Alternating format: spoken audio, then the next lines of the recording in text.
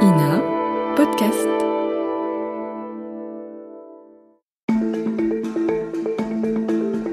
Les prisons françaises sont-elles au bord de la rupture ? En tout cas, elles sont, depuis quelques semaines, au centre de l'attention et agitent les polémiques. D'abord, la surpopulation carcérale qui continue de battre des records. En décembre dernier, ils étaient 80 000 détenus pour seulement 62 000 places. Mais aussi ce débat autour des activités ludiques en prison que le ministre de la Justice, Gérald Darmanin, veut interdire, ou encore la création de ces établissements de haute sécurité pour les 200 narcotrafiquants et criminels les plus dangereux.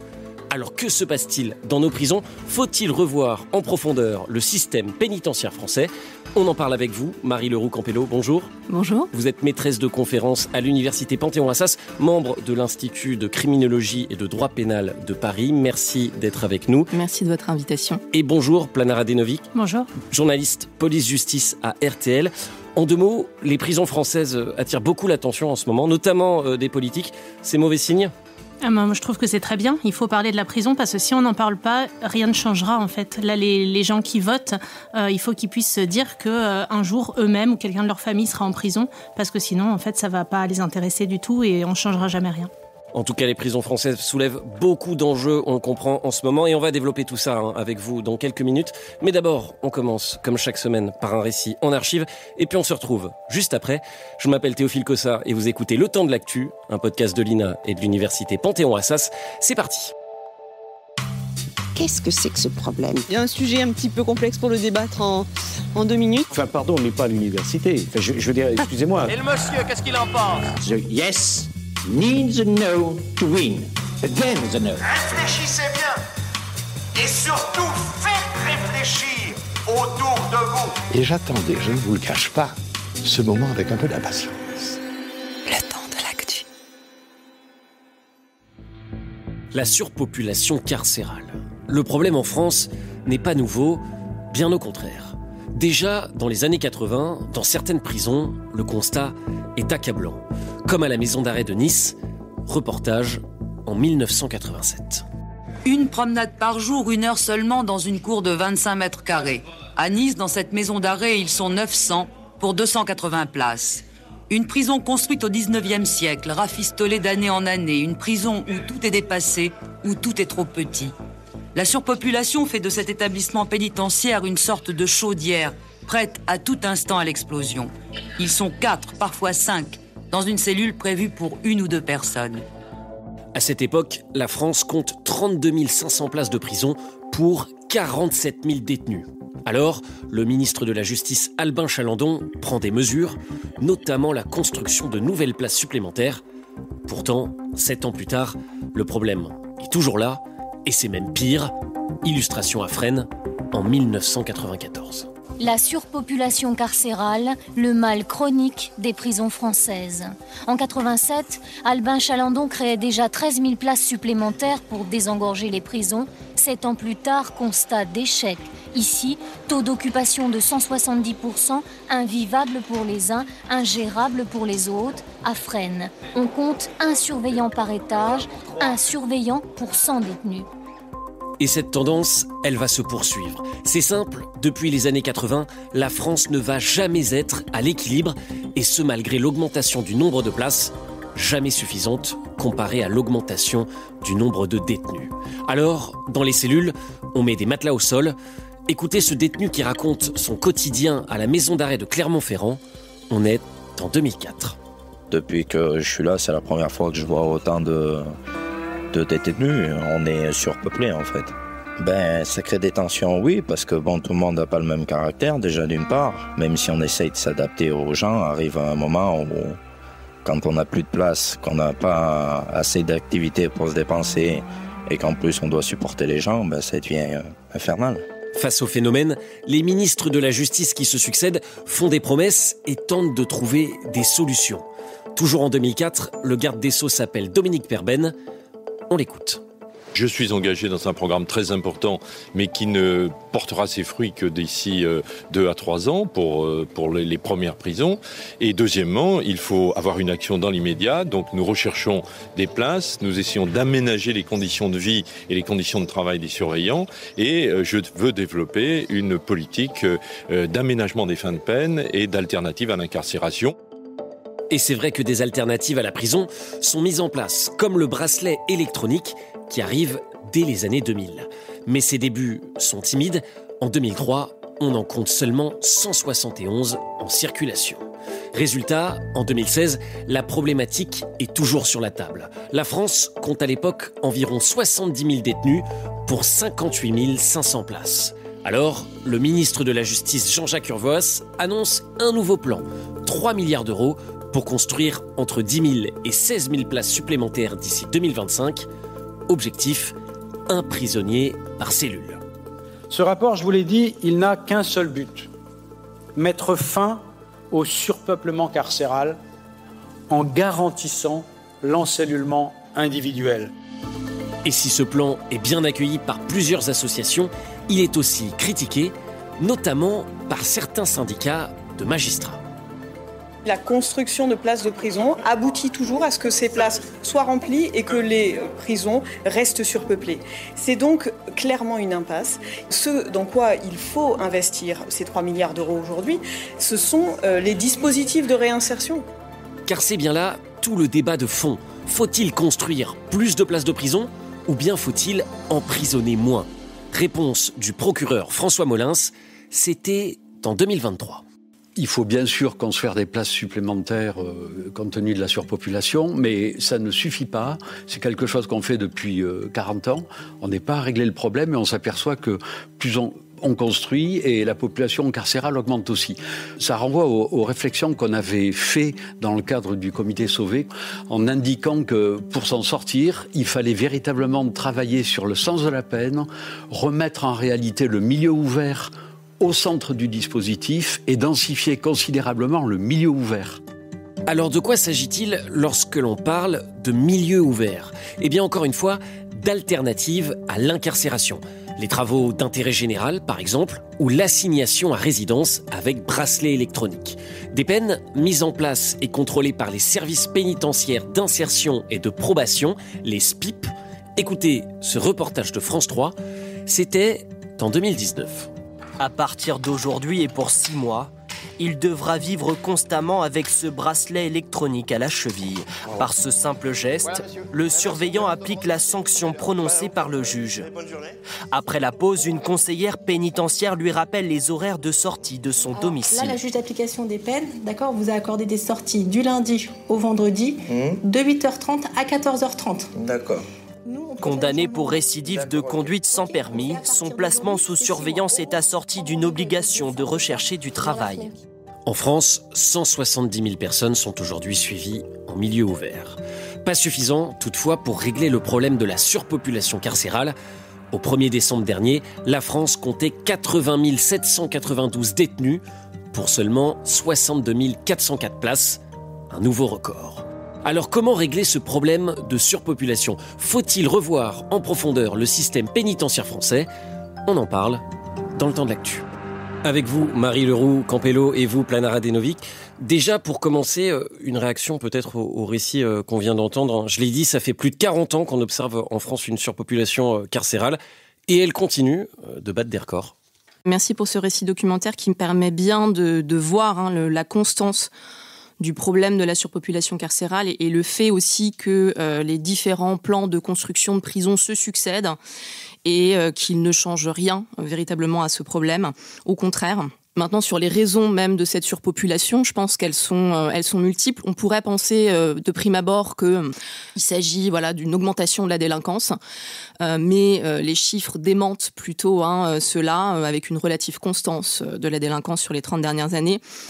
Donc une augmentation de la population carcérale qui est davantage due à une politique répressive ferme qui se manifeste en fait à chaque étape de la chaîne pénale, qu'il s'agisse d'instructions générales de poursuite du ministère de la Justice, qu'il s'agisse de l'augmentation de la détention provisoire et de la durée de la détention provisoire, qu'il s'agisse de la création de nouvelles infractions ou de l'aggravation de la répression, et même jusqu'à la fin de la chaîne pénale avec la réforme du droit de l'exécution des peines, l'abaissement du seuil de l'aménagement des peines de 2 ans à 1 an. Voilà, c'est un ensemble en fait d'éléments qui conduisent à ce phénomène aujourd'hui qui est préoccupant. Planer Radenovic. Je souscris totalement, surtout que politiquement, en fait, on considère que quand on n'emprisonne pas, c'est qu'on n'a pas bien puni. Ça veut dire qu'en fait, politiquement, on considère que si on n'incarcère pas quelqu'un, c'est qu'on n'a rien fait, on n'a pas considéré les faits à leur juste valeur. Alors qu'en fait, mettre quelqu'un sous bracelet électronique, c'est aussi une peine, en fait. Enfin, en fait, il faut arrêter de penser que c'est une espèce de grâce ou de gentillesse qu'on accorde à une personne, en fait, de le mettre sous bracelet. C'est juste une adaptation de la peine au profil de chaque personne. Et oui, ça réglerait quand même le problème de la surpopulation. J'ajoute juste un petit truc vite fait, c'est que pendant la crise du Covid, les prisons ont été vidées, vous savez, et en fait, j'ai visité Fleury-Mérogis sans surpopulation carcérale. C'est-à-dire, on peut rappeler ça en 2 secondes. Pendant le Covid, il y a eu plusieurs libérations de détenus décidées par des magistrats, voilà, parce que les prisons étaient devenues des clusters, c'est-à-dire que tout le monde attrapait le Covid, etc. Et il y avait des instructions aussi du pouvoir politique qui disaient de moins incarcérer. Donc les juges ont moins incarcéré, il y a eu des libérations. Et donc j'ai visité Fleury-Mérogis, que je connaissais surpeuplé. Là, je l'ai visité pas surpeuplé. Et franchement, c'est hallucinant. Il y avait tous les surveillants qui venaient nous parler en disant mais on peut enfin faire notre travail, en fait. On peut s'occuper d'eux, on peut parler réinsertion. Parce qu'il ne faut pas se leurrer, quand il y a de la surpopulation, on ne peut pas réinsérer. Ils n'ont pas le temps, en fait. Ils font ouvre-porte. Donc bref, du coup, c'est la preuve qu'on peut, en fait. Et après, la crise du Covid s'est arrêtée. Et puis après, on est revenu comme avant. Je comprends ces points et ce milieu ouvert et cette alternative à l'incarcération. On va en parler. Je note toutefois que on a parfois du mal à construire de nouvelles places de prison. En 2017, Emmanuel Macron promettait la construction de 17 000 places à horizon 2027. Pour l'instant, seulement 4 500 places ont été livrées. Alors on l'imagine, c'est une question de budget, mais pas seulement. Beaucoup de municipalités résistent, par exemple. Elles ne veulent pas qu'on construise des prisons près de leur commune. C'est aussi un frein concret à la création de nouvelles places de prison, ce point-là. Ça fait partie des freins, effectivement. C'est relevé par un rapport d'information qui est parlementaire qui a été rendu en 2023. C'est pas la seule raison qui est avancée. L'échec de ce plan de 15 000 places qui est porté aujourd'hui à 18 000. Il y a également des problèmes techniques, environnementaux qui sont avancés. La crise sanitaire, la guerre en Ukraine qui ont conduit à un ralentissement de mise en œuvre des projets et qui aurait conduit aussi à une augmentation des prix des matières premières et des difficultés d'approvisionnement. De toute façon, ça, il ne faut pas que ça voile le fait que l'augmentation du parc carcéral, ça suffit pas à endiguer le problème de la surpopulation à elle seule. Et c'est d'ailleurs la raison pour laquelle, à l'image de ce qui s'est passé pendant le Covid, il y a de plus en plus d'acteurs qui défendent la mise en place d'un mécanisme de régulation carcérale. Juste pour clôturer ce sujet des places de prison supplémentaires, le ministre de la Justice, Gérald Darmanin, a annoncé vouloir construire des prisons à taille humaine. Alors j'entends votre point à toutes les deux, effectivement de développer le milieu ouvert et l'alternative à l'incarcération. Néanmoins, est-ce que cette idée, est-ce que ce projet de construire des places de prison et des prisons à taille humaine, ça va dans la bonne direction ? Oui, parce que si on écoute les syndicats de l'administration pénitentiaire, les syndicats de surveillants, en fait, ils ont toujours défendu le fait de faire des établissements qui sont en rapport avec les personnes qui sont dedans. C'est-à-dire de ne pas mélanger tout type de personnes dans un établissement. Ça, on voit que ça ne marche pas. Et puis après, c'est que la prison devient l'école du crime. Que si on fait des établissements à taille humaine, donc ça veut dire plutôt des petits établissements où tout le monde se connaît. J'ai pu observer d'ailleurs en visitant plein. Je pense à la maison d'arrêt de Valenciennes que j'ai visitée il n'y a pas très longtemps dans le Nord. En fait, c'est combien de places pour qu'on se... c'est une petite... c'est à peu près 200 places. C'est surpeuplé, c'est vétuste, c'est pas parfait du tout, mais tout le monde se connaît et les surveillants eux-mêmes disent qu'ils ont plaisir à travailler là-dedans, plutôt qu'on parlait de Fleury-Mérogis, je crois que c'est à peu près 4 500 détenus, on dirait une cité, on va là-bas, voilà. Là, c'est l'horreur. Donc là, les personnes disent que c'est plus vivable pour les détenus et plus gérable pour les surveillants. Alors, face à cette surpopulation, justement, l'une des alternatives évoquées par certains magistrats, on l'a entendu dans le récit documentaire, c'est le développement du milieu ouvert. Vous avez commencé à en parler toutes les deux. Je l'ai dit, 170 000 personnes sont aujourd'hui suivies en milieu ouvert. Ça paraît déjà énorme comme chiffre, et pourtant, ça ne suffit pas. Qu'est-ce qui coince ? C'est un manque de volonté politique, c'est un manque de volonté de notre société. Vous avez commencé à l'évoquer un petit peu. C'est un manque de moyens. Qu'est-ce qui cloche ? Alors pour moi, c'est vraiment pas un manque de moyens, c'est un manque de volonté politique d'abord. C'est aussi une culture de la magistrature qui n'est pas celle-là. C'est-à-dire que un magistrat, ça va être plus difficile pour lui de prononcer un aménagement de peine en première sanction. C'est-à-dire que pendant la peine, oui, le passer au bracelet, mais de prononcer tout de suite un bracelet, c'est être comme s'il n'avait pas bien puni. Vraiment, on le voit. Enfin, en fait, on dirait que c'est difficile. Enfin, c'est pas dans la culture encore. Et vous parliez des travaux d'intérêt général. Il faut savoir que les travaux d'intérêt général, en fait, ils ont beaucoup de mal à trouver des structures qui acceptent d'employer ces personnes, en fait, qui sont condamnées à des tiges, parce que ça fait peur. Donc, en fait, c'est une espèce de philosophie générale de la société qui n'est pas du tout mature pour moi. En parlant de moyens, est-ce que c'est néanmoins le nerf de la guerre ? Un détenu, qu'il soit en milieu ouvert ou milieu fermé, aujourd'hui, il coûte en moyenne à la société 105 € par jour, 130 € s'il est incarcéré. J'ai lu qu'un pays comme la Suède, par exemple, dépense 3 fois plus que nous par détenu, avec de l'argent pour financer des formations et donc favoriser la réinsertion, et avec en résultat des taux de récidive bien moindres qu'en France. L'argent, c'est le sujet incontournable ? Ah oui, c'est certain. Il faut, pour mettre en place une politique volontariste et qui permette d'améliorer les conditions et les places en milieu ouvert ou semi-ouvert, il faut un budget et il ne faut pas se concentrer uniquement sur la construction de places de prison. Et la Suède l'a en effet bien compris, où les taux de récidive sont bien moindres qu'en France. En parlant de récidive, selon une étude du ministère de la Justice, 2 détenus sur 3, je dis bien 2 détenus sur 3, récidivent dans les 5 ans après leur sortie de prison. Je trouve que le chiffre est complètement dingue. On a un énorme problème de récidive en France. Alors, c'est pas étonnant. Moi, j'ai suivi plusieurs détenus qui sortaient de prison, parce que ça m'intéressait. Et en fait, assez souvent, c'est des gens qui sont largués sur le parking de la prison avec leur gros sac en plastique, avec toutes leurs affaires dedans. Et il y en a même un qui m'a dit, je ne sais pas quand rentrer chez moi, je dois prendre un bus, je ne sais même pas où aller. Enfin, vous imaginez, en fait, évidemment qu'ils récidivent. Enfin, il n'y a aucun suivi. Souvent, ils ont perdu leur logement, ils ont souvent été quittés parce que voilà, ils étaient en prison, donc, ils n'ont plus de logement, ils n'ont pas de travail. Ils sortent de prison, donc pour trouver tout ça, un logement, un travail, quand on sort de prison, c'est pas évident. Leur famille, en général, c'est un peu compliqué. Qu'est-ce qu'ils font ? Ils retournent vers ce qu'ils connaissent. Si c'est le stup, ils retrouvent leur connaissance. Si c'est des violences sexuelles, comme il n'y a aucun traitement en prison, on ne s'en occupe pas, on les met en prison, les violeurs, tout ça, et puis ils ressortent, ils récidivent. Ils n'ont pas été soignés. Donc moi, franchement, ça ne m'étonne pas du tout, ce chiffre. Alors, il y a la surpopulation, il y a la récidive.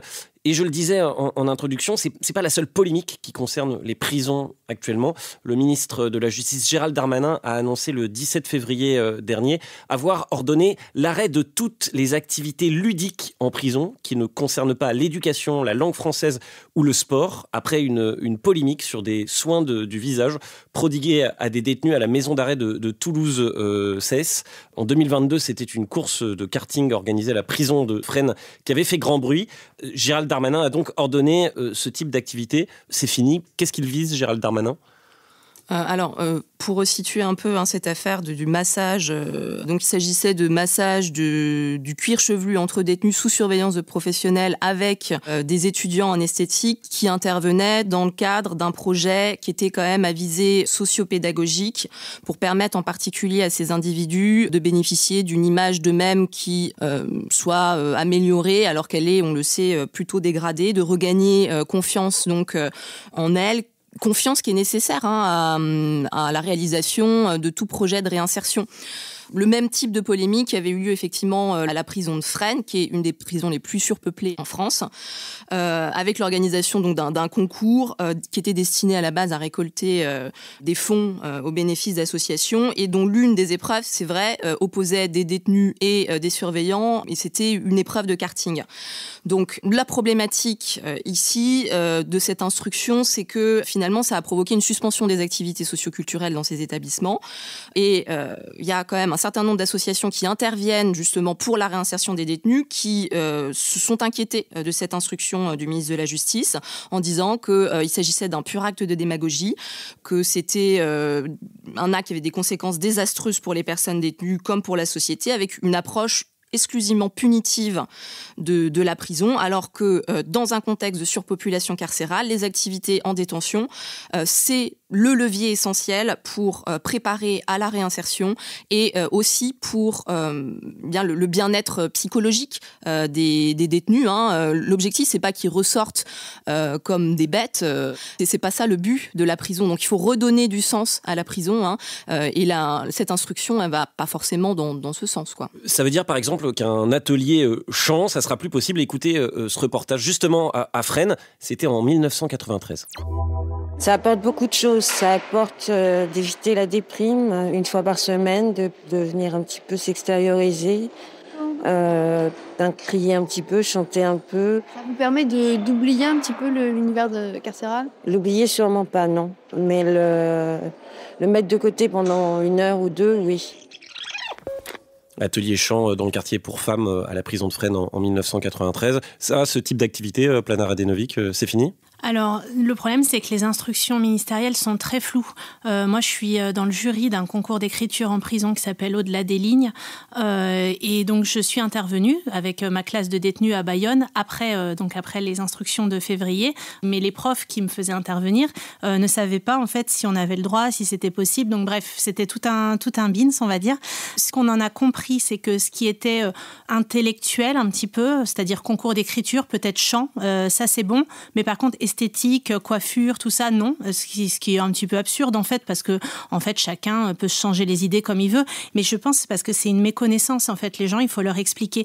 Dans cette prison où il y a eu les soins du visage, moi, j'ai rencontré la contrôleuse générale des lieux de privation de liberté, Dominique Simoneau, après, qui m'a dit, mais vous savez, dans cette prison-là, les détenus, ils dorment avec du tissu dans les narines pour pas que des insectes, des cafards, tout ça pénètre dans leur nez, tellement il y en a. Donc, en fait, ok, ils ont peut-être eu 1 heure de soins du visage, mais en fait, la réalité de leur vie, c'est la surpopulation, c'est l'insalubrité. Cette prison, elle est horrible. Elle a été épinglée plusieurs fois par le contrôle général des lieux de privation de liberté. Donc, en fait, voilà, c'est sûr que de l'extérieur, vous voyez, les gens, ils galèrent dans la vie globalement. Voilà, ils entendent les détenus, on leur fait des masques, etc. Alors que, voilà, ils ont fait des conneries à l'extérieur, faut qu'ils soient punis.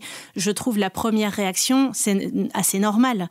Mais après, il s'agirait plutôt que de mettre de l'eau au moulin de cette réaction. Pour le politique, il s'agirait d'expliquer, de dire, voilà, en gros, si on leur fait des soins du visage, c'est pour qu'ils soient mieux quand ils vont sortir que quand ils sont entrés, et donc qu'ils ne recommencent pas, parce qu'en fait, ça devrait être notre but à tous en tant que société. Effectivement, c'est une petite musique qui monte derrière cette polémique. La prison, ce serait les vacances. Certains ont le sentiment que les prisons sont devenues des zones de non-droit où les détenus font un peu ce qu'ils veulent. 53 000 portables saisis dans les prisons françaises en 2023, alors que le portable est interdit. On sait que le cannabis circule beaucoup également. Et puis, il y a régulièrement des provocations, parfois ubuesques, partagées par des détenus. Comme en août 2023, un détenu de la prison de Valence se filme barbotant dans une piscine gonflable, remplie et installée dans sa cellule. Écoutez. Comme un air de vacances, mais en prison. Celui qui filme est un détenu lourdement condamné, installé dans une petite piscine gonflable, au beau milieu de sa cellule. Des petits clips volontairement provocateurs sur une musique de rap qu'il a posté lui-même sur les réseaux sociaux il y a quelques jours, tollé dans les rangs de l'administration pénitentiaire. Je vous vois sourire et c'est vrai qu'elle prête à sourire quand on l'entend tellement elle paraît dingue, cette archive. Mais dans le fond, ils sont difficilement compréhensibles, ces éléments pour la société. Vous l'avez dit un petit peu, Plana Radenovic. Ça alimente l'idée que les prisons seraient trop cool. Oui, enfin c'est anecdotique. Alors la question en revanche des trafics de téléphones portables en prison et de consommation, de vente de cannabis, elle est plus problématique et elle est encore une fois liée à la problématique de la surpopulation. Parce que dans des établissements qui sont surpeuplés, des surveillants pénitentiaires qui travaillent dans des conditions qui sont dégradées, bien ils peuvent avoir des difficultés à mettre en œuvre leurs fonctions. Et face à des situations où l'administration elle-même décrit comme explosif, eh bien certains, parce que ces trafics pour qu'ils se déroulent, certains bénéficient des faveurs de l'administration pénitentiaire. Il y a d'ailleurs plusieurs condamnations qui ont été prononcées à l'encontre de certains pour corruption. Mais on le voit, le problème majeur, ça reste encore une fois la surpopulation, les moyens dont bénéficie l'administration pénitentiaire pour mettre en œuvre ses missions. Et plus généralement, le fait qu'un nombre trop ténu de détenus bénéficie de programmes de réinsertion et d'un accès au travail en prison. En tout cas, s'il y a bien des prisons qui risquent de ne pas être cool du tout, ce sont les prisons de Vendin-le-Vieil et Condé-sur-Sarthe qui vont devenir les 2 prisons de haute sécurité voulues par le ministre de l'Intérieur Bruno Retailleau et mises en place par le garde des Sceaux Gérald Darmanin.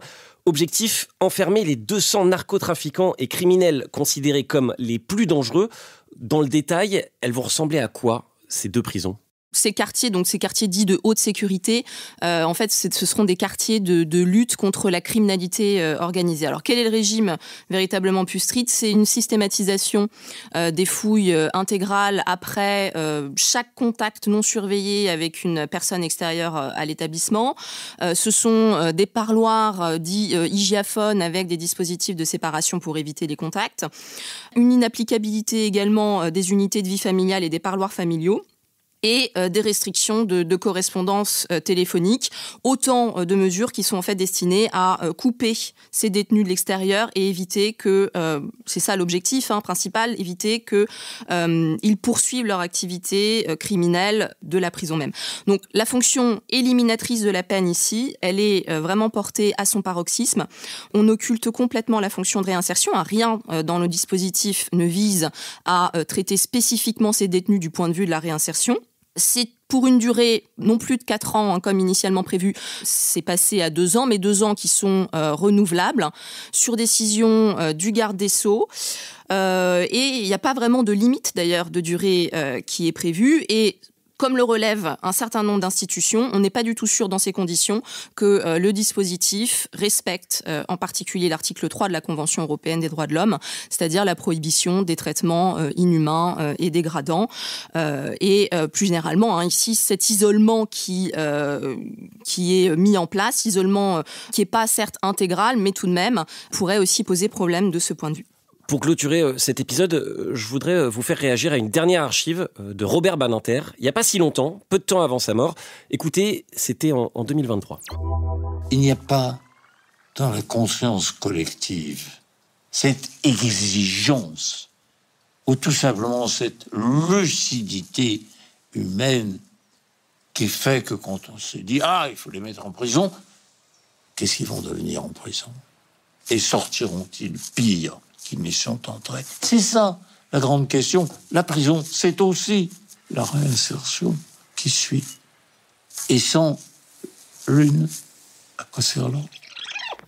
L'enjeu majeur, le défi majeur du système pénitentiaire français aujourd'hui, et qui rejoint d'ailleurs tous les sujets qu'on a balayés, surpopulation, milieu ouvert, activités ludiques, prison de haute sécurité, la réinsertion.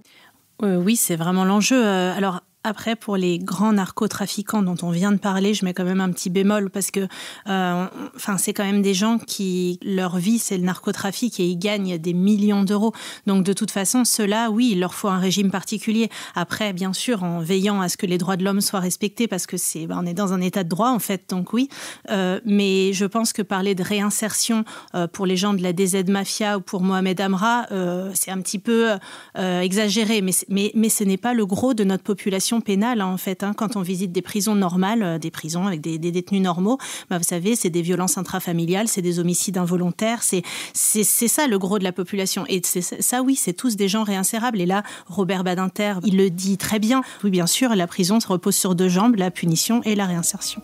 les prisons françaises face au défi de la réinsertion. On a les cartes en main, en tout cas, pour y voir un peu plus clair. Merci beaucoup d'avoir été avec nous, Marie Leroux-Campello. Je rappelle que vous êtes maîtresse de conférences à l'université Panthéon-Assas, membre de l'Institut de criminologie et de droit pénal de Paris. Et merci beaucoup, Plana Radenovic, journaliste police-justice à RTL. C'était Le Temps de l'actu, un podcast de l'INA et de l'université Panthéon-Assas. Vous êtes de plus en plus à nous écouter. Merci beaucoup. Si ce podcast vous plaît, n'hésitez pas à vous abonner, mettre des étoiles, des commentaires et en parler autour de vous. Et moi, je vous dis salut et à la semaine prochaine.